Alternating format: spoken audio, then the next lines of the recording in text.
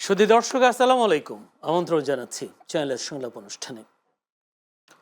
নতুনভাবে এবং ভিন্ন কৌশলে দেশে ফ্যাসিবাদ আবার মাথা চাড়া দিয়ে উঠতে পারে এমন আশঙ্কা করেছেন বিএনপির সিনিয়র যুগ্ম মহাসচিব রুহুল কবির রিজভী। তিনি বলেন, গণতন্ত্র রক্ষায় সবাইকে সতর্ক থাকতে হবে যাতে আর কোনো স্বৈরতান্ত্রিক শক্তি নতুন অবয়বে ফিরে আসতে না পারে। তিনি বলেন, আর যেন কোনো ফ্যাসিবাদের উত্থান না ঘটে, নতুনভাবে নতুন কায়দায় নতুন অবয়বে কেউ যেন স্বৈরতন্ত্র প্রতিষ্ঠা করতে না পারে, সেই বিষয়ে আমাদের সবাইকে সচেতন হতে হবে। আজকের রাজধানী একটি অনুষ্ঠানে তিনি এই কথা বলেছেন। একইভাবে জামায়াত ইসলামীর আমির শফিকুর রহমান বলেছেন, আমরা আগামীর বাংলাদেশে আর কোনো আধিপত্যবাদকে মানব না, আমরা আর কোনো ফ্যাসিবাদ দেখতে চাই না, আমরা আর কোনো দুর্নীতিগ্রস্ত সরকারকে এদেশে দেখতে চাই না, আমরা একটি মানবিক বাংলাদেশ দেখতে চাই। তিনি অবশ্য 31 জানুয়ারি কুমিল্লাতে একটি জনসভায় তিনি এই কথাগুলো বলেছেন। দু দলেরই নেতাদের বক্তব্যে এই কথাগুলো বারবার ফুটে আসছে। কে ফেসিবাদ, অর্থাৎ সবাই বলছেন ফেসিবাদ তৈরির আশঙ্কা দেখছেন, ফেসিবাদ তৈরির উত্থান দেখছেন। আসলে কারা ফেসিবাদের উত্থানের দিকে এগিয়ে যাচ্ছে, কারা ফেসিবাদ তৈরি করার চেষ্টা অপচেষ্টায় লিপ্ত আছে, সেই বিষয়গুলো নিয়ে আজকে আমরা আলোচনা করব। তাই আমরা আজকে আলোচনার বিষয় নির্ধারণ করেছি ফ্যাসিবাদের উত্থানের আশঙ্কা। এই বিষয়টা নিয়ে আলোচনা করবার জন্য স্টুডিওতে আজকে উপস্থিত আছেন আমার ভাই আছেন মোস্তফা কামাল, লেখক ও সাংবাদিক। জনাব মোস্তফা কামাল, আপনাকে অসংখ্য ধন্যবাদ সময় দেওয়ার জন্য। আমার ডানে আছেন শরীফুজ্জামান শরীফ, সাবেক সভাপতি বাংলাদেশ ছাত্র ইউনিয়ন। শরীফুজ্জামান শরীফ, আপনাকেও অসংখ্য ধন্যবাদ সময় দেওয়ার জন্য। দর্শক, পুরো অনুষ্ঠান জুড়ে আপনাদের সাথে আছি আমি জয়নুল আবেদিন। বলছিলাম ফ্যাসিবাদ, এই ফ্যাসিবাদের বিদায়ের পর আবার নতুন কোন ফ্যাসিবাদের উত্থান ঘটতে যাচ্ছে বাংলাদেশে, আমরা সেই বিষয়টা নিয়ে আলোচনা করতে চাই। কারা ফ্যাসিবাদ উত্থানে সহায়তা করছে, কারা নাকি একে অপরকে ঘায়েল করবার জন্য এই তকমাগুলো লাগানোর চেষ্টা করছে, একটু আলোচনা করতে চাই। প্রথমে যেতে চাই আমি মোস্তফা কামালের কাছে। মোস্তফা কামাল, দুই দলের বক্তব্যে নিশ্চয় আপনি কথার লড়াই দেখছেন। পুরো নির্বাচন যত ঘনিয়ে আসছে, কথার লড়াইয়ের আক্রমণগুলো বেশ মারাত্মক মারাত্মক রকম হচ্ছে, একে অপরকে দিচ্ছেন। কিন্তু এখন নতুন করে বলছেন ফ্যাসিবাদ উত্থানের আশঙ্কা দেখছেন। যারা কেউ কেউ বলছেন একে অপর দলকে ফ্যাসিবাদ উত্থান হতে পারে, সে ব্যাপারে জনগণকে সতর্ক থাকতে হবে। আসলে কারা ফ্যাসিবাদ তৈরি করতে চায়? জি, ধন্যবাদ আপনাকে। প্রথমত দুই দলের উপলব্ধি মোটামুটি কাছাকাছি, তো এটাকে ইতিবাচকভাবে নিতে চাই এই কারণে যে এই উপলব্ধিটা যদি তারা মন থেকে বলে থাকেন অথবা অপরকে ঘায়েল করতেও বলে থাকেন, এটাকে আমরা সতর্কতা হিসাবে নিতে পারি। কারণ 5 আগস্ট পরবর্তীতে আমাদের একটা অভ্যাস হয়েছে বা জরুরিও হয়ে পড়েছে একটু মাত্রা, একটু সীমানা মানা অনিবার্য প্রয়োজনে। কিন্তু খেয়াল করবার মতো বিষয়, দল দুটি মাঝে মধ্যে একে অপরকে যে সম্বোধন করছে, বিশেষ করে নির্বাচন ঘনিয়ে আসার পর তুই তুকারিও হচ্ছে, কথা কিন্তু একই বলছে। নির্বাচন প্রশ্নে বিএনপি বলছে যে যারা পরাজিত হবে তাদেরকেও ভবিষ্যৎ সরকারে তারা রাখবে, অর্থাৎ নিজেরা বিজয়ী হবে। দেখেন বয়ানগুলো বড় চমৎকার। আবার জামাতে ইসলামীও বলছে যে যারা পরাজিত হবে পরাজিতদেরকে নিয়ে তারা দেশ পরিচালনা করবে, অর্থাৎ তারা খুব সুন্দর বক্তব্য, ক্ষমতায় যাবেন। দুজনেই সুন্দর বক্তব্য, সুন্দর, কিন্তু মাঝে মাঝে আক্রমণ, সেকেন্ড হইতে চাচ্ছেন না কেউ। ও আচ্ছা, গোলমাল ওখানে। তো জামাতে ইসলামের জনপ্রিয়তা বেড়েছে আগের চেয়ে, সেটা নিয়ে খুব গবেষণা, খুব জরিপের দরকার করে না, কিন্তু কোন মাত্রায় বেড়েছে প্রশ্ন সেখানে। কাউন্ট করছে না। বিএনপির মাত্রায় কি তাদের এই রেঞ্জে, এই হাইপে কথা বলা মানায় কিনা? আওয়ামী লীগ শূন্যতায় বিএনপি সবচেয়ে বড় দল, সেটা নিয়ে বিতর্কের কিছু নাই। জামাতের অবস্থা ভালো হয়েছে, সেটা নিয়েও খুব বিতর্ক করা যায় না। কিন্তু তারা তো দুটা দলই কথাবার্তায় আওয়ামী লীগের অভাব কিন্তু পূরণ করে দিচ্ছেন। আওয়ামী লীগ জামাতকে যেসব কথা বলতো, বিএনপি এখন জামাতকে ওই সব কথাই বলে। আবার আওয়ামী লীগ বিএনপিকে এবং বিএনপির নেতাদেরকে যেসব সম্বোধন করত বা যেভাবে তাচ্ছিল্য করত, মাঝে মধ্যে খোঁচা দিত, মাঝে মধ্যে আবার খিঁচুনিও দিত, ঠিক জামাত কিন্তু ওই কাজটিই করছে। তার অর্থাৎ প্রকারান্তরত ফেসিবাদের অভাব পূরণ করে দিচ্ছেন।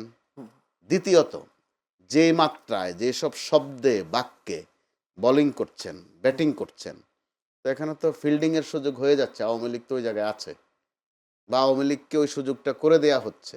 আর সোজা বাংলায় বললে আওয়ামী লীগের অভাব পূরণ করা হচ্ছে, আবার আওয়ামী লীগকে আমন্ত্রণও জানানো হচ্ছে। তো তো যদি আমন্ত্রণ জানাতে চান সেটা পরিষ্কার করুন, দুদলে পরিষ্কার করুন। কারণ আমরা তো মাঠের খবর আমাদের কাছে আছে যে আওয়ামী লীগের ভোটারদেরকে হাসিল করার একটা প্রতিযোগিতা দুদলের পক্ষ থেকে আছে। কেউ কুল্লে খালাস করে দিচ্ছেন যে ক্ষমা করে দিলাম, কিন্তু আওয়ামী লীগ কি ক্ষমা চেয়েছে তাদের কারো কাছে এখন পর্যন্ত? দুদলের বয়ান কিন্তু কাছাকাছি এসব প্রশ্নে। তো এমনটা যদি হয়ে থাকে যে নির্বাচনের সময় কিছু কথা বলতে হয়, মাঠ একটু গরম করতে হয়, মাঠ গরম করতে গিয়ে কিন্তু নিজেরা ক্ষেত্র বিশেষে হিরো আলম হয়ে যাচ্ছেন তাদের কেউ কেউ, অথবা কেউ কেউ ওবায়দুল কাদের অথবা হাসান মাহমুদের অভাব পূরণ করে দিচ্ছেন। ভবিষ্যৎ রাজনীতিতে হয়তোবা এখন যে কয়েকজন মাঠে আছেন, যেই ল্যাঙ্গুয়েজে তারা কথা বলেন, তাদের যে বডি ল্যাঙ্গুয়েজ প্রত্যেক দিন আমরা দেখছি, মানুষ কেউ কেউ কিন্তু এগুলোকে বিনোদন হিসেবেও নিচ্ছে, কেউ কেউ উদ্বিগ্ন হচ্ছে এই কারণে বিএনপি চেয়ারম্যান অথবা বিএনপির শীর্ষ পর্যায়ের নেতাদেরকে নিয়ে জামাতে ইসলামের কয়েকজন নেতা, বিশেষ করে এনসিপির কয়েকজন, যেই মাত্রায় শব্দবোমা ফুটাচ্ছেন, এগুলো হয়তো কয়েক সেকেন্ড আপনাকে বিনোদন দিচ্ছে, কিন্তু যখন আপনি কালেকটিভলি ভাববেন তখন কিন্তু উদ্বেগ জাগাচ্ছে যে তারা কি আরেকটা সংঘাত চাচ্ছেন নাকি নিজেরা বোঝাপড়ার মধ্য দিয়ে সেটা করছেন মাঠ গরম করার জন্য। যেটা টকশোতে বোধহয় আপনি মাঝে মধ্যে টের পান, বিরতির সময় দুই গেস্ট একটু যোগাযোগ করে যে চলেন না পরের পর্বটা একটু গরম করে দিই। তো এই গরম করার কারণে তারাও কি রাজনীতিতে কোনো আপনারাও কি আলাপ করেছিলেন কিনা? না, আমাদের মধ্যে, আমার আর শরীফ ভাইয়ের মধ্যে মাঝে মধ্যে বসা হয়, আমরা গরম টিমের লোক না। আচ্ছা, তো আমরা মোটামুটি চেষ্টা করি বিষয়ের মধ্যে থাকতে, বিষয়ভিত্তিক কথা বলতে। আবার আমাদের তো, আমি পেশাগতভাবে সর্বোপরি দুই দলের অবস্থা কি? আমি দুই দলের অবস্থাটা মানে ফ্যাসিবাদকে ডেকে আনছেন নাকি তারা নিজেরা ফ্যাসিবাদ হয়ে উঠছে? ডেকেও আনছেন মাঝে মধ্যে, মাঠ পর্যায়ে খবর আছে, আবার নিজেরাও হয়ে উঠছেন একটু একটু। একটু একটু যারা ধন্যবাদ। আমি এই মজলুম জায়গায় ছিলেন, জুলুমের শিকার ছিলেন, কোনো সন্দেহ নেই। জি, এখন আজকে নির্বাচনের মাঠে তো বিতর্ক হতে পারতো না, দুই দলের যে পক্ষ কে থেকে, বেশি জুলুমের শিকার হয়েছে। দুই দলের পক্ষ থেকে একই বক্তব্য। আপনার হ্যাঁ। এই একে অপরকে বলছে আপনার মজলুম ছিলেন, এখন জালিম হয়ে উঠছেন। জি, এখন মাজলুম অর্থাৎ এর একে মধ্যে অপরকে বলছে কিন্তু অর্থাৎ আমি একটু 30 সেকেন্ডে শেষ করে ফেলি, এটা আমাদের মফস্বল এলাকার বিষয়। এক ভদ্রলোক গ্যান্ডারি চিবাইতে চিবাইতে সামনে যাচ্ছে, আর ওই যে গ্যান্ডারির বাকলাটা ফেলে দিচ্ছে নিচে, পেছন থেকে একজন এটা আবার মুখে দিচ্ছে, দিয়ে তার উপলব্ধি হয়েছে যে ওই লোকটা একটু কৃপণ, একটু রসও রাখে নাই। তো পাশের থেকে একজন বলতেছে যে আপনি খুব ভালো, যে ওর ফেলে দেয়াটা আপনি চিবাচ্ছেন, আপনি ওইটার চেয়ে আরো ভালো। তো এখন মাঠের চিত্রটা কিন্তু আমরা কিছুটা ওই রকম দেখছি। যিনি বলছেন যে ফেসিবাদ হয়ে উঠছো, তিনিও কিন্তু খেমটি দিচ্ছেন একটা, খিচুনি দিচ্ছেন একটা, আবার কি যেন দেখিয়ে দিবেন এটা সেটা বলছেন। তো এইসব দেখিয়ে দেয়া তো আর না, আর কত দেখিয়ে দিবেন? জি, আপনাদেরকে দেখেছে তো, দেখছে তো, আর একটু সুন্দরভাবে দেখার দেখার একটা সুযোগ আশা করে দেন ছিল। জনগণকে। হ্যাঁ, আমি একটু যেতে চাই শরীফুজ্জামান শরীফ, যদি মোস্তফা কামাল ভাইয়ের সেই কথার সূত্র ধরে যদি বলি, এখন যে রাজনৈতিক দুই দলের বিএনপি জামাত, বিশেষ করে এখন বেশ কথার লড়াই চলছে দুই দলের নেতাদের মধ্যে। উনি একটু করে বলেছেন সবাই, কেউ কেউ ওবায়দুল কাদের, হাসান মাহমুদের শূন্যস্থান পূরণ করছেন বিভিন্ন ধরনের কথাবার্তা বলে, হুমকি ধামকি দিয়ে। আপনি কি বলবেন? ধন্যবাদ আপনাকে, ধন্যবাদ দর্শক শ্রোতা সহ সাথের আলোচককে। তিনি যথার্থই বলেছেন, আমাদের যে গণ অভ্যুত্থানের ভেতর থেকে রাজনৈতিক সংস্কৃতির পরিবর্তনের যে স্বপ্ন, সেই স্বপ্নটা 1 বছরের মাথায় এসে আমরা দেখছি ক্রমশই ফিকে হয়ে আসছে। কোন একটা রাজনৈতিক দল অথবা সরকার একদিনে ফ্যাসিস্ট হয়ে ওঠে না, অথবা তার কোনো ডকুমেন্টসে আপনি পাবেন না যে ফ্যাসিস্ট হয়ে ওঠার উপাদানগুলো তার মধ্যে আছে। পৃথিবীতে যত গণতান্ত্রিক সংবিধান আছে তার মধ্যে উত্তর কোরিয়ার সংবিধানটা খুবই আলোচিত। সেখানে অনেক ধরনের গণতন্ত্র, মত প্রকাশ, প্রতিষ্ঠান গড়ে তোলা, এই ধরনের অনেকগুলো বিষয় সেখানে আছে। কিন্তু সেখানকার সরকারটা কেমন এটা আমরা জানি। ফ্যাসিস্ট রাতারাতি হয়ে ওঠে না, সকালবেলায় গাছ লাগালাম বিকালবেলায় হয়ে উঠল। এটি তৈরি হয় আচরণের ভেতর থেকে, এবং সে আচরণটা একসময় দাম্ভিক হয়ে ওঠে এবং এটি নিজের মধ্যে আর আটকে রাখতে পারে না, প্রকাশ ঘটিয়ে যায়। আজকে যারা পরস্পরের বিরুদ্ধে ইট ছুটছেন, পাথর ছুটছেন, এরা কিন্তু সবাই একসময় হাতে হাত রেখে লড়াই করেছেন। কিন্তু আপনি সময় যত যাচ্ছে ততই এই বিষয়গুলো ক্রমশই এমন একটা উৎকট অবস্থা তৈরি করছে যে দূর থেকে যারা পালিয়ে গেছে, আমার ধারণা তাদের এখন বিনোদনের সব থেকে চমৎকার মাধ্যম হচ্ছে বাংলাদেশের এই যে রাজনৈতিক নেতাদের বক্তৃতা করা, এবং তারা একজন আরেকজনকে নিশ্চয়ই দেখিয়ে বলে যে ওই যে দেখ যাদেরকে রেখে আসছিলাম তাদের কি অবস্থা। আমরা বেসিক জায়গাটা কি? বেসিক জায়গাটা এবারের যে নির্বাচন, তিনটি জায়গা। এক হচ্ছে বিচার, আর একটা সংস্কার, আর একটা নির্বাচন। তো সংস্কার অর্থ কি? সংস্কারের অর্থ হচ্ছে আমি আমার ব্যক্তির আচরণের জায়গায়, আমার রাজনীতিতে এবং আমার যে লিটারেচার আছে, আমার যে দৃষ্টিভঙ্গি আছে, এই জায়গাটা আমি কতগুলো পরিবর্তন আনবো। কিন্তু এখন পর্যন্ত আপনি লিটারেচার যা তাদের যে ডকুমেন্টসগুলো, সেখানে আপনি যথেষ্ট সুন্দর সুন্দর কথা আছে, কিন্তু আপনি যদি খেয়াল করেন সংস্কার আমি কি করব? আমি স্থানীয় সরকারকে শক্তিশালী করব। স্থানীয় সরকারের কতগুলো দায়িত্ব আছে। আপনি এমপি প্রার্থী যারা, তাদের মাইকিং যদি শোনেন, শুধুমাত্র ঘটকালি করা ছাড়া আর সমস্ত কাজ তারা করে দিবে বলে দিচ্ছেন। মশা মারবেন, রাস্তা করে দিবেন, ঘাট করে দিবেন। তো আপনি যদি গণ অভ্যুত্থানের পরে যে শাসন ব্যবস্থাটা সংস্কার করতে চান, সেই শাসনে তো আপনি স্থানীয় সরকারকে শক্তিশালী করার কথা। যে স্থানীয় সরকারটা এমন জায়গায় চলে গিয়েছিল, 50 লক্ষ টাকা দিলে নৌকা প্রতীক কেনা যেত এবং সেখান থেকে নির্ধারিত হতো কে চেয়ারম্যান হচ্ছেন বা মেয়র হচ্ছেন। আমি তো সেখান থেকে পরিবর্তন চেয়েছি বলে গণ অভ্যুত্থানটা করেছি। তাহলে আমি কেন বলছি পৌরসভার মেয়র যা করবেন, ইউনিয়ন পরিষদের চেয়ারম্যানের যে দায়িত্ব, সেটি আমি করে দেব। তার অর্থ দাঁড়ায় যে আমার যে মনস্তত্ত্ব, আমার মনস্তত্ত্বে কোনো পরিবর্তন হয়নি। নির্বাচনকে প্রভাবিত করার যে চেষ্টা, প্রভাবিত করার নানা ধরনের প্রচেষ্টাগুলো আমরা দেখতে পাচ্ছি বড় রাজনৈতিক দল।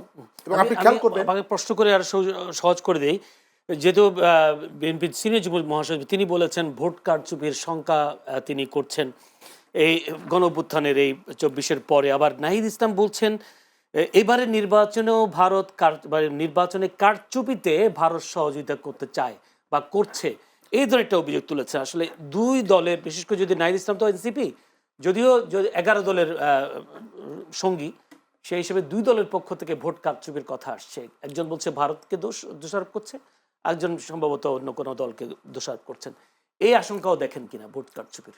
ভোট কারচুপির আশঙ্কা আমি দেখি, এবং এবারের নির্বাচনে আমার যেটা শঙ্কা, জাল ভোটকে কেন্দ্র করে প্রচুর জাল ভোট দেওয়ার চেষ্টা করা হবে।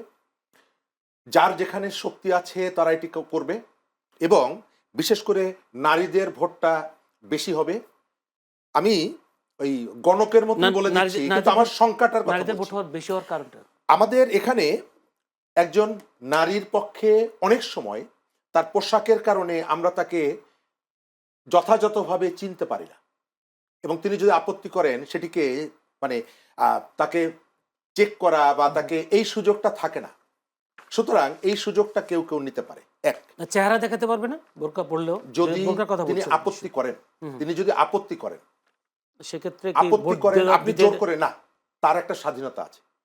আমাদের কতগুলো সামাজিক ব্যবস্থাপনার কারণে এবং আপনার বাস্তবতার কারণে কোন কোন জায়গায় আপনি চাইলেই তাকে বলতে পারবেন না যে আপনাকে এইভাবে ভোট কেন্দ্রে আসতে হবে। আচ্ছা, দ্বিতীয়ত হচ্ছে যারা পালিয়ে আছে তাদের একটা বিরাট অংশ তারা ভোট দিতে যাবেন না। সুতরাং এই তথ্যটা যদি আমাদের কাছে থাকে এবং কেউ যদি রাজনৈতিক দলগুলো যার সক্ষমতা যতটুকু তারা যদি সংগ্রহ করতে পারে, ওই জায়গাগুলোতে ভোট দেওয়ার তাদের একটা সুযোগ তৈরি হবে।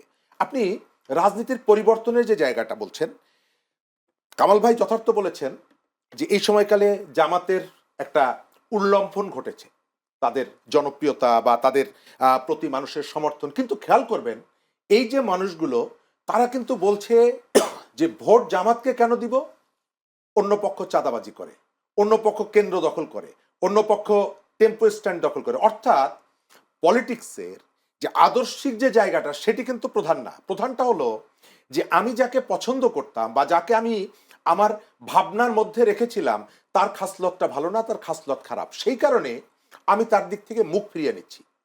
আমি কোনো আইডিওলজি বা অন্যদের আচরণের জন্য না, এটি এক ধরনের প্রতিশোধ নেওয়া।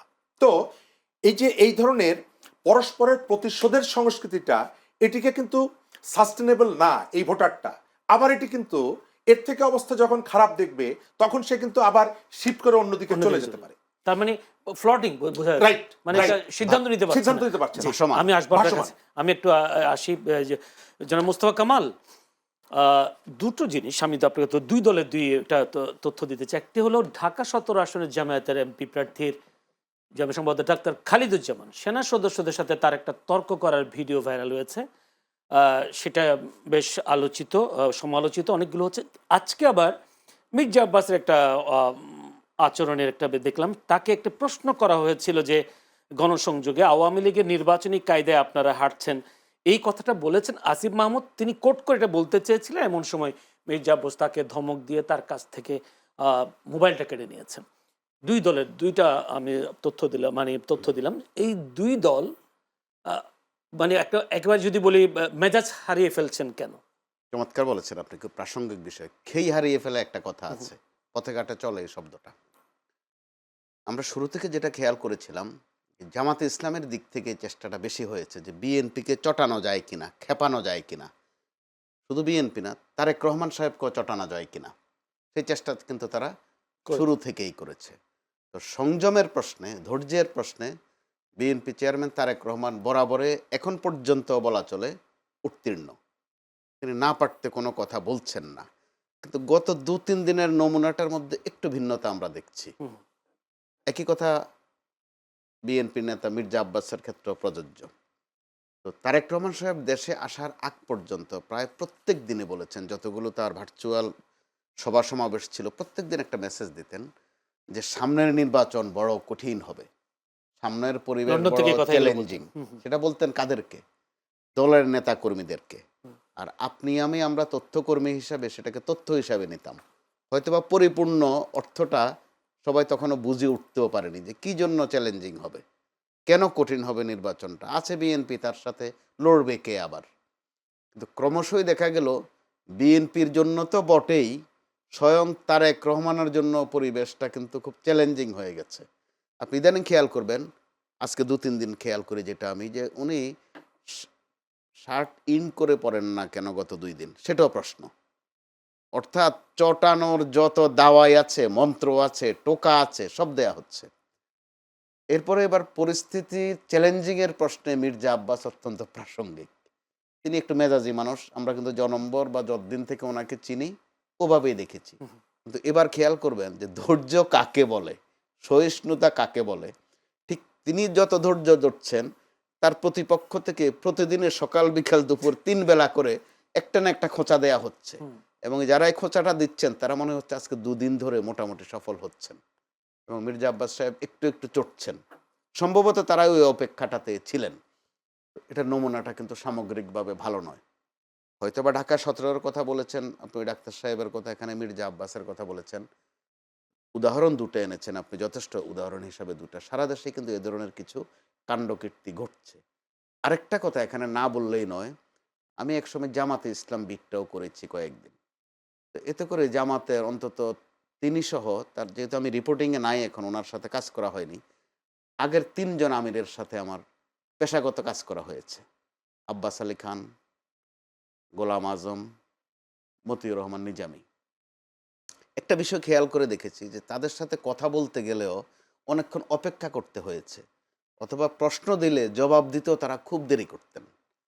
বর্তমান যিনি আমির আছেন তিনি তাদের যে কারো চেয়ে বেশি পরিশ্রম করছেন, আর কথা তো বলছেনই, মাঝে মধ্যে যে একটু একটু খেই হারিয়ে ফেলছেন সেটাও কিন্তু আমরা দেখছি। আঙ্গুল কেটে ফেলা, জিব্বা টান দিয়ে ছেড়ে ফেলা, এ ধরনের শব্দ কিন্তু তিনি বলছেন। জামাতের আগের আমিররা অথবা সেক্রেটারি জেনারেলও যারা ছিলেন এই মাত্রায় কিন্তু কথা বলেননি। হতে পারে যে পরিস্থিতিটা এরকম ছিল না, এবারের পরিস্থিতিটাও চ্যালেঞ্জিং। তো জামাতের আমির নয়, শুধু আরও কয়েকজন বিভিন্ন জায়গায় মূলত তাদের বক্তব্যগুলো বিএনপিকে খেপানোর জন্য। তো খেপালে তারা কী রকম লাভবান হয় সেটা নিশ্চয়ই তাদের কাছে একটা সমীকরণ আছে। সেই সাথে আপনি খেয়াল করবার খুবই বিষয় যে নারী বিষয়টা, নারী শিশু, এই বিষয়গুলো একটু স্পর্শকাতর। আমরা যারা রাজনীতি করি না তারাও এই 2টা বিষয়ে একটু খুব sensitive। সংযমী থাকি, আর ধর্ম বিষয়ে তো আরও একটু বেশি থাকি। কিন্তু খুব খেয়াল করবার মতো বিষয়, এখানেও জামাতের দাওয়াই কিন্তু মাঠে অলরেডি ছেড়ে দেওয়া হয়েছে। তারা ধর্মকে সাফল্যের সাথে মার্কেটিং করছে। নামে তো জামাতে ইসলাম, ইসলাম শব্দটা তো আছেই। আবার নারীদের তর্ক বিতর্কেও তারা মোটামুটি প্রত্যেক দিন কিন্তু একটু থামলে আর একটা মাত্রা যোগ করে দিচ্ছে। তো এরপরে যদি এমনটা হয়ে যায় থাকে যে নারীদেরকে খুব স্বাধীনতা কে বেশি দিবে এই নিয়ে একটা প্রতিযোগিতা চলুক, খারাপ না। কিন্তু সেই প্রতিযোগিতা করতে গিয়ে তারা যে ধরনের শব্দগুলো ব্যবহার করছে, এর মধ্যে আবার হ্যাক হয়েছে আমির সাহেবের অ্যাকাউন্ট, কিন্তু নমুনায় মনে হচ্ছে তারা নিজেরাও হ্যাক হ্যাক হয়ে যাচ্ছেন কিনা, এটা কিন্তু নমুনা খারাপ। হুম, তো আবার এটা দু দলেই, যেখানে দুটা দলের বয়ান কাছাকাছি যে নির্বাচনে পরাজিতদেরকে নিয়েও তারা কাজ করবে, হুম, হুম, ওখানে আবার দেখেন বক্তব্যের মধ্যে কিন্তু আমিত্ব আছে। সেটাই এক ধরনের আওয়ামী লীগ। জি, আওয়ামী লীগের সেটা কিন্তু মনোজাগতিক বিষয়। জি। আমি আসবো। ইসলামী পরিভাষায় যেটাকে হুম, হুম, নফসিয়াত বলে, যে আপনি সব জানেন, আপনিই সেরা। এটাই কিন্তু এক ধরনের আধিপত্যবাদ। আধিপত্য শুধু রাষ্ট্র ক্ষমতা দিয়ে হয় না, কথারও আধিপত্যবাদ আছে, অর্থনীতির আধিপত্যবাদ আছে, সামাজিক আধিপত্যবাদ আছে। ওই কারণে আপনাকে বলছি যে ফেসিবাদ যেটা তারা বলছেন যে আসবে, অর্থাৎ ভবিষ্যৎ, কিন্তু আমার জায়গা থেকে তো আমি নিয়মিত দেখছি যে এসে গেছে ফেসিবাদ এসে গেছে। গেছে। আমি এই জায়গায় থাকবো। দর্শক, আমরা ছোট্ট একটা বিরতিতে যাচ্ছি, আমাদের সঙ্গে থাকবেন। দর্শক, আবারও আমন্ত্রণ বিরতির পর চ্যানেল আলোচনা অনুষ্ঠানে। এতক্ষণ নিশ্চয়ই ধৈর্য ধরে আপনারা দেখেছেন, বাকি সময়টাও আমাদের সাথে থাকবেন সেই প্রত্যাশা রেখেই আমি একটু যেতে চাই শরীফুজ্জামান শরীফের কাছে। শরীফুজ্জামান শরীফ, দু দলের যে একেবারে লড়াই চলছে, বাকযুদ্ধ চলছে, বিভিন্ন জায়গায় হামলা, সংঘর্ষ, এইসব বিষয়গুলো ঘটছে কিন্তু বিএনপি জামায়াতের মধ্যে। এর মধ্যে আবার একজন খুনও হয়েছেন বা হত্যার শিকার হয়েছেন। এখন এই দুই দলের রশি টানাটানিতে আওয়ামী লীগের ভোটাররা কি সক্রিয় হয়ে উঠছেন কিনা, আপনি কি মনে করেন? ধন্যবাদ। আমার একটা ভিন্ন অবজারভেশন আছে। নির্বাচনী তফসিল ঘোষণা করার পর শেরপুরে একটা হত্যাকাণ্ডের ঘটনা ঘটেছে। তার আগে আজকে বেশ কয়েকটা প্রতিষ্ঠান গত এক বছরে আমাদের এখানে বিভিন্ন পলিটিক্যাল যে ইনসিডেন্টগুলো তার একটা তথ্য দিয়েছে। কিন্তু নির্বাচনী তফসিল ঘোষণা করার পর থেকে এই ধরনের একটা দুর্বল সরকার, প্রতিষ্ঠানগুলো যেখানে দুর্বল, সেখানে সহিংসতার মাত্রাটা সম্ভবত আহ, আমরা যতটা শঙ্কা করছিলাম সেই পর্যন্ত যায়নি। এটা আমার ব্যক্তিগত, হয়তো কেউ দ্বিমত পোষণ করতে পারে, কিন্তু এখন পর্যন্ত আমি রাজনৈতিক দলগুলোর মধ্যে তর্কযুদ্ধটা দেখছি। কিন্তু সহিংসতার জায়গায় না যাওয়ার ক্ষেত্রে সম্ভবত সমস্ত পক্ষেরই একটা তাগিদ আছে। এই কারণে যে বাংলাদেশের মানুষের মনস্তত্ত্বে, ভোটারদের মনস্তত্ত্বে একটা বিরাট পরিবর্তন ঘটে গেছে। কামাল ভাই যেটি বললেন যে মির্জা আব্বাস, আমরা সেই একেবারে 88, 89, 90 তখন থেকেই আমরা, রাজনৈতিক কর্মী তার থেকে অনেক আগে, তখন থেকে নামগুলো জানি এবং গত অনেক দিন ধরে মনে হচ্ছে যে তাকে একটু উত্তেজিত করার জন্য অনবরত চেষ্টা করা হয়। এবং আমরা বাইরের থেকে ছাত্র আন্দোলনে যখন কর্মী অথবা ঢাকায় এসে মিছিল মিটিং শুরু করে যখন, তখন আমরা জানতাম যে কয়েকজন মানুষের একটু রকচটা টাইপের, তার মধ্যে মির্জা আব্বাস খেপাটে খেপাটে টাইপের। সেটা ওই যে 90-এর যে আন্দোলনের সময়ও বক্তৃতা যখন শুনতাম, একটু গরম গরম বক্তৃতা যারা করবে তাদের মধ্যে তিনি একজন থাকতেন। কিন্তু এখন দেখা যাচ্ছে যে তিনি খুব হিসাব করে স্টেপগুলো ফেলছেন, পা মেপে তার পদক্ষেপগুলো। কারণ হচ্ছে তারা বুঝতে পেরেছেন যে ভোটারদের মধ্যে একটা মনস্তাত্ত্বিক পরিবর্তন হয়েছে, ভোটাররা এই জায়গাটা পছন্দ করবে না। সুতরাং কতগুলো রাজনৈতিক বোধ তাদের মধ্যে কাজ করছে এবং তাদেরকে নিয়ন্ত্রণ করছে। দুটো দলের পারস্পরিক, আমরা যেটা চাই প্রতিযোগিতাটা হোক, কর্মসূচির দিক থেকে পাবলিককে কিভাবে বেটার আরো সার্ভ করবে, তাদের যে কর্মসূচি, সেই জায়গাটা থাকছে না কখনো কখনো। আবার একটু রুক্ষ এবং রূঢ় ভাষা, রাখ তোর ফ্যামিলি কার্ড। পরশুদিন সম্ভবত জামাতের আমির বললেন রাখ তোর ফ্যামিলি কার্ড। ফ্যামিলি কার্ডের কনসেপ্টটা তারেক রহমান ঘোষণা করেছে। তো তুই, তুমি, এই শব্দগুলোকে আমরা কিন্তু একটু মানে আমাদের যে কালচার, সেই কালচারের থেকে একটু ভিন্নভাবে নেই। তো এইটার কাউন্টার যদি এই পক্ষ থেকে আবার আসে, তাহলে সেটি আমাদের যে এখন পর্যন্ত যে সংস্কৃতিটা আছে সেটি নষ্ট করে দেবে। আমরা নির্বাচনে নানা আমার রকমের প্রশ্ন প্রশ্ন যেটা হলো আওয়ামী লীগ সক্রিয় হয়ে উঠছে কি আওয়ামী লীগ সক্রিয়, দুই পক্ষের আওয়ামী লীগ দুই পক্ষের সক্রিয় আছে। আমরা আওয়ামী লীগের মিছিল মিটিং দেখছি না, এটি অস্বীকার করা যাবে না। 90 সাল ভোটে তার কেমন প্রভাব পড়বে? আওয়ামী লীগ, আমার ব্যক্তিগত ধারণা, যারা একটা অংশ আপনি খেয়াল করে দেখবেন, কলকাতায় বসে একটা অংশ বলছে নো ভোট নো ভোট, আবার প্যারিসে বসে আরেকটা অংশ বলছে যে নো ভোট ফলে মোর ভোট। কিন্তু প্যারিসের যারা আছেন তারাও দেশে আসছেন না, কলকাতায় যারা আসছেন তারাও দেশে আসছেন না। আমার ধারণা যেটা, শহরগুলোতে আওয়ামী লীগের ভোটারদের অংশগ্রহণটা কম হবে, কিন্তু গ্রামাঞ্চলে নানা কারণে আওয়ামী লীগের একটা বিরাট অংশ বাধ্য হবে ভোট কেন্দ্রে যেতে। এই কারণে যে আজকে যে সার্ভে রিপোর্টটা এসেছে, আমার ধারণা এটি গ্রামাঞ্চলে যেহেতু তাদের সেই রাজত্বটা নেই, তাদেরকে এখন টিকে থাকতে হচ্ছে অন্যের উপরে, কখনো কখনো ভরসা অন্যের করে। দয়ার উপরে ভর করে। তাকে বাজারে যেতে হয়, তাকে স্কুলে যেতে হয়, তাকে কর্মক্ষেত্রে যেতে হয়, এবং এই জায়গাটায় তার উপরে যাতে চাপটা না পড়ে, সে শতপ্রণোদিত হয়ে অনেক জায়গায় ভোট কেন্দ্রে যাবে এবং সেখানের প্রভাবশালী যারা তাদেরকে একটা বোঝানোর চেষ্টা করবে যে আমি ভোট কেন্দ্রে এসেছি, আপনাকে আমি কিন্তু ভোটটা দিব। এর ভেতর থেকে সে একটা সেফটি বা সিকিউরিটি নেওয়ার একটা চেষ্টা করবে। সুতরাং ভোটটা কি ওই প্রভাবশালী কে দেবে কি মনে হয়? যার যে অঞ্চলটায় প্রভাবটা বেশি, সম্ভবত ভোট সে কাকে দিবে এটা আমরা বলতে পারছি না, তবে যেটা বলা হচ্ছে যে আওয়ামী লীগের কেউ ভোট কেন্দ্রে যাবেন না, আমার ধারণা সেটি তারা পারবে না। গ্রামাঞ্চলে ওই যেটি বললাম তার অবস্থানের কারণে, এই কারণেই 3টি গ্রামের পরে কে আছে তাকে কিন্তু আমরা জানি। চিনি। শহরে পাশের বাসার তাকে আমরা অনেকের খবর রাখি না, কিন্তু ওই গ্রামের কে কে ভোট কেন্দ্রে যায়নি বা কে কে ভোট কেন্দ্রে গেছে এই খবরটা আমাদের কাছে আছে, আমরা খবরটা রাখতে পারি। সুতরাং এটি একটা প্রভাবিত করবে, জি। অনিচ্ছা সত্ত্বেও হয়তো আওয়ামী লীগের গ্রামের একটা বিরাট অংশ তাকে ভোট কেন্দ্রে যেতে হবে, যেতে যাবে, কিন্তু কাকে ভোট দেবে সেটা এটি বোঝা যাচ্ছে না, না। বোঝা যাচ্ছে সম্ভবত যেখানে যে প্রভাবশালী যেখানে যে প্রভাবশালী তাকে সেট করতে পারে। জি, ধন্যবাদ। যদি বা মোস্তফা কামাল, তারেক রহমান আজকে বলেছেন স্বৈরাচারের মতোই গুপ্তরা এখন নতুন জালিমে পরিণত হয়েছে, তাদের কাছে দেশের মা বোনের নিরাপদ না, বোনের নিরাপদ নয়, গুপ্তদের শিক্ষা দেওয়া হবে বলে তিনি জানেন। আসলে গুপ্ত তিনি নিশ্চয়ই বলেছেন, গুপ্ত আবার দেখলাম তিনি আবার তার জনসভার সামনেও আছে তাদেরকেও গুপ্ত বলেছেন। কারণ কোন গুপ্তদের তিনি শিক্ষা দেন? গুপ্ত শব্দটা খাঁটি বাংলা শব্দ। তো গত কিছুদিন থেকে এই শব্দটা হয়ে গেছে একটা গালির মতো। তো ওই যে আওয়ামী লীগের প্রসঙ্গ আনলেন আপনি, আওয়ামী লীগের মধ্যেও কিন্তু এরই মধ্যে গুপ্ত কায় কারবার শুরু হয়ে গেছে। শহরে একরকম, মফস্বলে আর একরকম, যেটা শরীফ ভাই একদম যথার্থ বলেছেন। তো মেসেজটা দাঁড়াচ্ছে এই যে আওয়ামী লীগ ভোট দেওয়াও একটা ঘটনা, না দেওয়া একটা ঘটনা, যার উপর নির্বাচনের ফলাফলটা কিন্তু অনেকাংশে নির্ভর করবে। তো দেয়ার প্রশ্নটা এরকম, সেটা বাংলাদেশের এক বাস্তবতা, রাজনীতিরও বাস্তবতা, সামাজিক বাস্তবতা।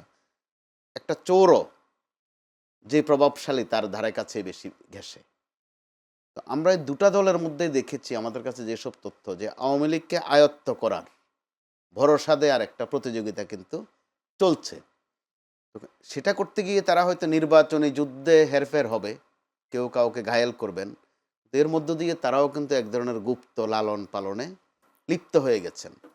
তো গুপ্ত জিনিসটা বিলুপ্ত হয়ে যাবে এটা আশা করা যায় না কখনো। আপনি কি মনে করেন, আমি যা ছোট যে আওয়ামী লীগের এই ভোটগুলো আসলে কোন দিকে যাবে, আপনি কোনো ধারণা করতে পারেন? সেটা মনে করা বড় কঠিন, কিন্তু এতটুকু বলা যাবে যে যেখানে বেশি প্রভাব দেখাতে পারে, বেশি নিরাপত্তা দিবে, এই নিশ্চয়তা দিতে পারে, আরো খাঁটি বাংলা করলে। দুটো ঝামেলা, একটা হচ্ছে প্রভাবশালী, একটা এটা তো আবার নেগেটিভ হিসেবে নিতে পারে, আবার তাকে শিক্ষা দেওয়ার জন্য তো ভোট দিতে পারে। ওই যে গুপ্ত বললাম, সেও তো তার গুপ্ত কৌশল অবলম্বন করবে, সেটা তো আমাদের এখানে পরীক্ষিত। আর যেহেতু এর মধ্যে গালি, আমাদের এখানে কোনো গালি বেশি দিন স্থায়ী হয় না, কোনটা গালি আর কোনটা প্রশংসা ওই তফাৎ বেশি দিন থাকে না। ওই বাস্তবতায় যে এলাকায় যে বেশি আওয়ামী লীগকে হাসিল করতে পারবে সেটা বেশি হবে। আপনার এখানে একটু স্মরণ করতে হয়, এনসিপি রাজনৈতিক দল করবে কি করবে না, শরীফ ভাইয়ের বোধহয় মনে থাকতে পারে, ওই আলোচনার সময় এনসিপি নেতারা প্রথম দিকে অস্বীকার করেছিলেন, পরবর্তীতে চেপে গেছেন। অন্তত রাজধানীতে বিভিন্ন ওয়ার্ড কাউন্সিলরদের সাথে গোপন বৈঠক করেছিলেন। অর্থাৎ এই ঢাকার এই ওয়ার্ড কাউন্সিলর কারা, এরা কি জিনিস, এটা সবাই জানেন। অর্থাৎ আওয়ামী লীগের তো বটেই, তার উপর তাদের আরও নানান খায়ে খাতির আছে, প্রভাব আছে, নানান বিশেষণও আছে কারো কারো। তো সেটা তো গ্রামাঞ্চলে আরও বেশি, গ্রামাঞ্চলে গোপন রাখার কোনো সুযোগ নাই। আরেকটা জিনিস যেটা এবার, যেটা ছোট্ট করে বলতে হবে ছোট্ট করে শেষ করে ফেলছি, শরীফ ভাই খুব দামি কথা তুলেছিলেন, আপনি আরেকটা প্রশ্ন করাতে চলে গেছে। খুব সমালোচিত ছিল একটা বিষয়, যে আমাদের যারা মাননীয় সংসদ সদস্য হবেন, অর্থাৎ এমপি হবেন, মেম্বার অফ পার্লামেন্ট হবেন, তারা আইন নিয়ে থাকবেন, দেশকে প্রশাসনকে আরও কত বেটার করা যায় সেটা নিয়ে থাকবেন, যে তারা যেন এই গম, ইট, রড, গম, সিমেন্ট নিয়ে টিন, না রাস্তা। থাকেন। কিন্তু আমরা এবার খেয়াল করলাম গত কয়েকদিন যথারীতি তারা ওই ইট, রড, সিমেন্ট রাস্তা করবেন, ব্রিজ করবেন, যেখানে নদী নাই, খাল নাই, ওখানেও ব্রিজ করে দিবেন আশ্বাস দিচ্ছেন, মানুষও হাততালি দিচ্ছে, অর্থাৎ মানুষকে তারা আয়ত্ত করে ফেলেছেন। ওই প্রশ্নটা কিন্তু আর সামনে আসতো না যে আপনারা এমপি, আপনারা আইন নিয়ে থাকবেন, এটা আইন মেরামত করবেন, অতীতের আইন মতোই তো একই বন্দোবস্ত। সিস্টেম। অথচ আমরা বলছিলাম, জি। খুব আশা করছিলাম একটা নতুন বন্দোবস্ত। সেটা তো আমরা মানি নাই। যদি হয়তো সেটা বলে, অনেকে বলেছিলেন পিআর পদ্ধতি হলে এই জিনিসটা হয়তো পিআর তো ভুলেই গেছে, পিআর নামে হলে কিছু হয়তো ছিল কিনা এখন আর আইন জানি না। বিষয়ে কথা বলতেন। এখন বরং দুই দলের পিআর করছে পিআর ভালোভাবে। করছে। ধন্যবাদ শরীফুজ্জামান শরীফ। আওয়ামী লীগকে যেভাবে আমরা সক্রিয় বা ভিতরে ভিতরে সক্রিয়তা দিচ্ছি, কিন্তু বাম দল তো অনেকগুলো আছে, তারা এত নিষ্ক্রিয় কেন এই নির্বাচনে? বাস্তবতা হচ্ছে যে তাদের সাংগঠনিক কাঠামোটা খুব দুর্বল হয়ে পড়েছে, এবং আমাদের দেশের রাজনৈতিক পরিস্থিতিতে যে ধরনের কৌশলটা অ্যাডাপ্ট করা দরকার ছিল, যে ধরনের কৌশলী হওয়া দরকার ছিল, সেখানে তারা নেই। এবং আপনি খেয়াল করে দেখবেন, বাম রাজনৈতিক দলগুলো জোট করেছে, কিন্তু দলের মূল নেতৃত্ব কেউ নির্বাচনে অংশগ্রহণ করছে না। এটাকে আমি এক ধরনের চালাকি বলবো, আরও একটু যদি রূঢ় ভাষায় বলেন, আমি এটাকে এক ধরনের ধোঁকাবাজিও বলবো। বাংলাদেশের কমিউনিস্ট পার্টির একজন মনে করছেন, হ্যাঁ, প্রেসিডেন্ট সেক্রেটারি করছেন, কিন্তু এক একটা দলের যে ফিগার হিসাবে যাদেরকে আমরা চিনি, যে মুখগুলো পরিচিত, তারা কেউ নির্বাচনে অংশগ্রহণ করছে না। তো স্বাভাবিকভাবে প্রশ্ন যদি করেন যে আপনাদের যে মুখগুলো পরিচিত, তারা আপনাদেরকে যদি পাবলিক 151টা আসন দেয়, তাহলে আপনাদের প্রধানমন্ত্রী কে হবে ইত্যাদি ইত্যাদি, নিশ্চয়ই তারা কোনো জবাব দিতে পারবে না। দ্বিতীয়ত, সমন্বয়হীনতা আছে। অনেকগুলো জায়গায় দেখা গেছে যে ভোট হয়তো 1000, 1200, 1500 ভোট পাবে, কিন্তু 3-4টি দল একাধিক ক্যান্ডিডেট দিয়ে রেখেছে। অর্থাৎ নির্বাচনী পলিটিক্সে যে ধরনের প্রস্তুতি থাকা দরকার, যে ধরনের সমন্বয়টা থাকা দরকার, সেই ইচ্ছাটা যেমন তাদের নেই, প্ল্যানগুলো তাদের মধ্যে নেই, এবং ধারাবাহিকতাটা তাদের নেই। তাদের একটা, আমি এই রাজনীতির সমর্থক হলেও আমার মধ্যে যথেষ্ট কি বলা যায়, আত্মসমালোচনা, আত্মদহন আছে, যে আমরা বিপুল মানুষকে যে স্বপ্নটা দেখিয়েছি, সেই স্বপ্নটা আমি আমার ক্ষেত্রে এটি প্রয়োগ করছি না। আমি আন্দোলনে আছি, আমি সংগ্রামে আছি, কিন্তু নির্বাচন এলে আমার মধ্যে একটা প্রবণতা থাকে যে নির্বাচনটা চলে যাক, তারপরে আবার পল্টনের সামনে গিয়ে বড় বড় বক্তৃতা করব, ঝাঁঝালো বক্তৃতা করব। কিন্তু রাজনৈতিক ক্ষমতায়ন ছাড়া নির্বাচনের মধ্য দিয়ে আপনি যদি ক্ষমতাটা আপনার হাতে না নিতে পারেন, তাহলে এটি যে ওই সাধারণ মানুষের ভাগ্য পরিবর্তনে কোনো ভূমিকা রাখতে পারে না, এটা আমরা অনেক সময় ভুলে যাই। আমি যদি বলি, বর্তমান যে রাজনীতি চলছে, এই রাজনীতির কারণে বাম দলগুলোর রাজনীতিকে মুখ থুবড়ে পড়লো। সাইফুল ভাইও তো বিএনপির হয়ে তিনি নির্বাচন করছেন। সাইফুল ভাইরা অনেক বছর ধরে কিন্তু এর আগে আওয়ামী লীগের আমরা দেখেছি, আওয়ামী লীগের রাশেদ খান মেনন, এইখানে কেউ কেউ হয়তো সুবিধাবাদী প্রবণতা আছে, যেটা আমরা বাইরের থেকে বলি, আবার তিনি তার জায়গা থেকে বলে যে এটি হচ্ছে আমার একটা কৌশল। সাইফুল ভাই অনেক বছর ধরে বিএনপির সঙ্গে তাদের যে গণতন্ত্র মঞ্চে ছিলেন, সেই জায়গা থেকে বিএনপি তাকে সমর্থন দিয়েছে। আপনি খেয়াল করবেন, সাইফুল হক যদি বিএনপিতে যোগদান করে রাশেদের মতন ধানের শীষ চাইতো, নিশ্চয়ই বিএনপি তাকে হয়তো বিমুখ করতো না, কিন্তু সেই জায়গাটা কিন্তু যায়নি। আবার আরেকটা জায়গা হলো যে তিনি যে পোস্টারটি করেছেন, বড় অক্ষরে লিখে রেখেছেন বিএনপি সমর্থিত বিপ্লবী ওয়ার্কার্স পার্টির প্রার্থী। অর্থাৎ আপনি এই জায়গাটায় কোনো জায়গাটায় সুবিধার জন্য আপনি কতগুলো জায়গায় ছাড় দিচ্ছেন। বামদের যে জায়গাটা, বামরা যদি এইভাবে নির্বাচন থেকে নিজেদেরকে গুটিয়ে রাখা অথবা কোনো পরিকল্পনাহীনভাবে একটা টাইম পাস করার যে পলিটিক্সটা যদি অনবরত করতে থাকে, তাদের পৃথিবীটা ক্রমশ ছোট হয়ে আসে। এই জায়গায় যে ক্রমশ ছোট হয়ে আসবে। মুস্তফা একটু কামাল, যোগ করি এখানে, ছোট হয়ে এর মধ্যে এসেছে, ছোট হয়ে এসে গেছে যথারীতি এসেছে। এই বিষয়ে 1 মিনিট বেশি না, কিন্তু এক এরপর আমি মিনিটে শেষ আপনাকে করে অন্য দেব। একটা প্রশ্ন করব। একটু জি, দৃষ্টান্ত হিসাবে উল্লেখ করি, হাসানুল হক ইনু অথবা রাশেদ খান মেনন অথবা কমিউনিস্ট পার্টির মঞ্জুরুল হাসান খান, তারা কিন্তু চেষ্টা করেছেন যে বুর্জুয়া রাজনীতির সাথে স্রোতে মিলতে, কিন্তু নির্বাচনের স্রোতে খুব একটা মিলতে পারেননি। বুর্জুয়া রাজনীতির সাথে মিলতে গিয়ে তারা নামাজ রোজার দিকেও কিন্তু যথারীতি ঝুঁকেছেন, এমনকি হজ পর্যন্ত করেছেন। তো দেখা গেছে মানুষের কাছে নিয়মিত হাস্যকর হয়েছেন। অথবা ট্রেজেডি কি দেখেন, এখনো আমাদের যে বিভিন্ন ছোট্টখাট্ট সংগঠনগুলো আছে, এমনকি যদি আমি উদাহরণ হিসাবে বলি যে গৃহপরিচারিকাদেরও একটা সংগঠন আছে বাংলাদেশে, তারাও কিন্তু তাদের অভাব অভিযোগ কষ্টের কথা প্রথমে এসে বাম সংগঠনগুলোর কাছেই বলে। আপনি বিভিন্ন যে পেশাজীবীদের মধ্যে ছোটখাটো সংগঠন আছে, তারাও তাদের কাছেই বলে। তো ট্রেজেডিটা হচ্ছে যে নির্বাচনের সময় এখনো বলা হচ্ছে স্লোগানে ভোট চাই দোয়া চাই, বামদের জন্য দোয়া কিন্তু করে, বলে যে আপনারা মানুষ ভালো, কিন্তু ভোটটা আরেক দিকে, ভোটটার দিকে। যে আমি যদি এইভাবে বলি, একটা প্রশ্ন, আজকে গত রাতে জামায়াত ইসলামীর আমিরের এক্স অ্যাকাউন্ট হ্যাকের ঘটনায় বঙ্গভবনের সহকারী প্রোগ্রামার মোহাম্মদ সরওয়ার আলমকে আটক করায় আইন শৃঙ্খলা রক্ষাকারী বাহিনীকে ধন্যবাদ জানিয়েছেন জামায়াত ইসলামীর আমির ডাক্তার শফিকুর রহমান। তিনি বলেন, আমার ভেরিফাইড এক্স আইডি যেখান থেকে হ্যাক হয়েছে সেই সংশ্লিষ্ট ব্যক্তিকে আইন শৃঙ্খলা রক্ষাকারী বাহিনীর হাতে আটক হয়েছে। তিনি আশা প্রকাশ করে বলেন, আমি আশা করি এখন ন্যায় বিচারটা পাবো এবং তা খুব প্রয়োজন। আসলে তো কি হ্যাক হয়েছিল তো নাকি এখানে এই বঙ্গভবনের এই লোক বিষয়টা যিনি কর্মকর্তা উনি কি এখন জড়িত ছিলেন? পর্যন্ত রহস্যজনক। যখন জামাত থেকে অভিযোগ করা হলো, আচমকা অভিযোগটা কিন্তু বিএনপির দিকে তারা অভিযোগের তীর ছোড়েনি, অথচ তাদের সমালোচনা করেছে এই বিষয়ে সবচেয়ে বেশি বিএনপি, নাম দাম ধরেই করেছে। যখন জামাত ঝাড়ু ইসলাম মিছিলে করেছেন। জি, জামাত ইসলাম থেকে যখন অভিযোগ করা হলো, নাটকীয়ভাবে এবং অবিশ্বাস্যভাবে, আমাদের চোখও ওইদিকে ছিল না, দেখা গেল যে গ্রেপ্তার হয়ে গেলেন ওখানে একজন, যে কারণে গোটা বিষয়টা এখন পর্যন্ত কিন্তু রহস্যাবৃত্ত। ঠিক তার আগেই কিন্তু ঢাকা 17 আসনের ডাক্তার সাহেবের ভিডিওটা ভাইরাল হলো, পরে আবার দেখা গেল যে এটা আগের ঘটনা। হোক আগের ঘটনা, ঘটনা তো ঘটনা, অর্থাৎ এর মধ্য দিয়েও যে কে কাকে বোলিং করছে, কে কাকে কোন গ্যামলিংয়ে ফেলছে, আমাদের বোধ বুঝতে আরো কয়েকটা দিন সময় লাগবে। হতে সময় লাগবে। আচ্ছা, একটু যেতে চাই শরীফুজ্জামান শরীফের কাছে। শরীফুজ্জামান শরীফ, সম্ভবত মুন্সিগঞ্জে জামায়াতের এক প্রার্থী, তিনি বলেছেন ঢাকা বিশ্ববিদ্যালয় আগে বেশ্যাখানা ছিল, বা যদি আমি দুঃখিত দর্শক শব্দটা উচ্চারণ করেছি, ছিল, মাদকের আখড়া ছিল। এখনকার যে পরিবেশ, সেই পরিবেশ তারা জামায়াত যদি নির্বাচিত হয় সেই পরিবেশ তারা তৈরি করবেন। একদিকে আক্রমণ, একদিকে আশা আকাঙ্ক্ষা, কি বলবেন?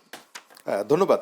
এটা গত কয়েকদিন আগে কিন্তু সারা দেশ তোলপাড় হয়ে গেল, এবং যে ভদ্রলোক পটুয়াখালীর দিকে, তাকে জামাত শাস্তিমূলক ব্যবস্থা বহিষ্কার করলো, কিন্তু আজকে আবার দেখা গেল মুন্সিগঞ্জে আর একজন, তিনি প্রার্থী, মানে যাকে বহিষ্কার করেছেন তার থেকে পজিশনের দিক থেকে আরো উপরে, তিনি একই ভাষাটা ব্যবহার করছেন। এটা তাদের মনস্তত্ত্বের মধ্যে যখন থাকে, আপনি চাইলে এটিকে পরিবর্তন করতে পারেন না। আমরা নির্বাচন নিয়ে কথা বলছি, গতকালকে লক্ষ্মীপুরে ব্যালট এবং সিল সহ একজন গ্রেপ্তার হয়েছে। আজকে কিন্তু জামাত তাকে দল থেকে বহিষ্কার করেছে। গতকালকে বলেছিল যে তিনি আমাদের কেউ না, এটা ষড়যন্ত্র। আজকে বহিষ্কার করা মানে হচ্ছে রেসপন্সিবিলিটি আমি নিয়ে নিচ্ছি। আমি গত কয়েকদিন ধরে দেখতে পাচ্ছি, একদিকে কোথাও কোথাও দেখা যাচ্ছে স্টেট যে আমাদের মেকানিজম, তারা জামাতকে টার্গেট করছে, আবার জামাতও কোথাও কোথাও নিজেরা সেই ফাঁদে পা দিচ্ছে।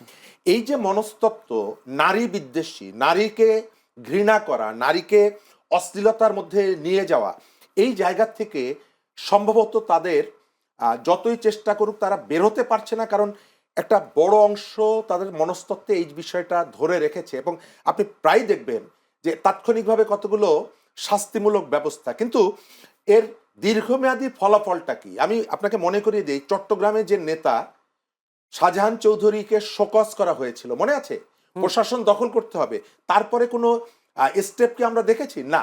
অর্থাৎ মানুষের মধ্যে যখন রিপারকেশনটা আসে, তাৎক্ষণিকভাবে একটা পদক্ষেপ নিয়ে তারপরে বিষয়গুলো ভুলে যাওয়া, এটি যদি আপনি কন্টিনিউ করেন, মানুষ একসময় বুঝতে পারবে এটা চালাকি। এবং এই যে নারীকে যেখানেই সুযোগ পাচ্ছেন, আপনি ডাকসুতে ভালো করেছেন, কোনো সমস্যা নেই, এটিকে আপনি শো করার জন্য আপনাকে নারীকে অশ্লীলভাবে, সেখানে প্রস্টিটিউশন ছিল, সেখানে প্রস্টিটিউটরা থাকতো, এটি কি আপনি কখনো এসে দেখেছেন নাকি নিজের অন্যের কাছ থেকে শুনেছেন?